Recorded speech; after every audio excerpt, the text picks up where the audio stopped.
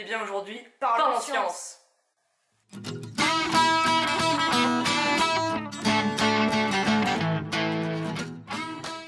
Tu sais, j'entends souvent parler d'exobiologie ou d'exoplanètes. Mais est-ce qu'on pourra en parler plus en détail? C'est le grand enjeu du futur pour l'exoplanétologie. Nous ne fouillons pas le ciel pour le simple plaisir de voir des belles lumières. Mais une question est jusqu'ici restée sans réponse. La vie existe-t-elle ailleurs dans l'univers? Aujourd'hui, dans Parlons Science, On va parler exobiologie.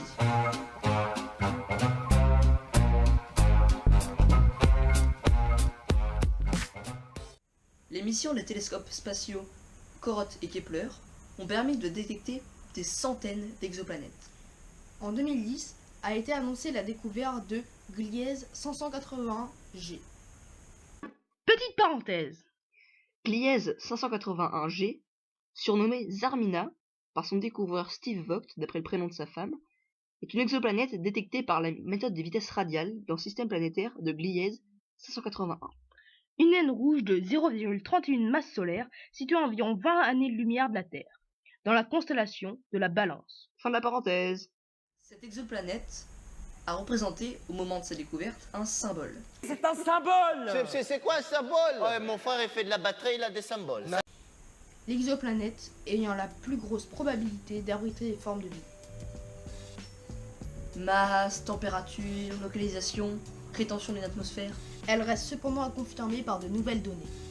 Le concept de zone habitable a été énoncé pour la première fois en 1953 par Hubertus Strugold. Mais c'est en 1980 que Tobias Owen cite l'idée suivante. Si on considère une vie fondée sur des réactions chimiques, c'est alors la famille des composés organiques, en solution dans le liquide, qui constitue le fondement le plus probable au vivant. De cette idée a résulté la définition de zone habitable. Notez ZH.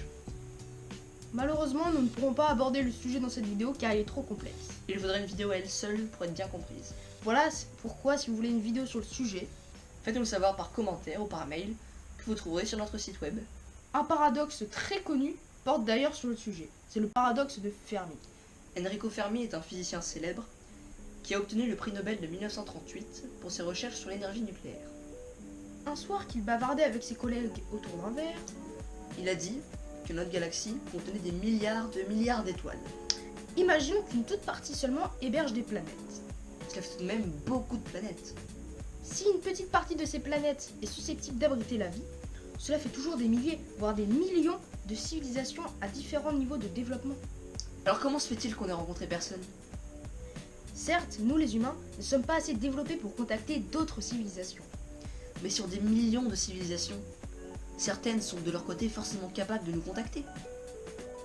Pourquoi n'a-t-on jamais eu de signe?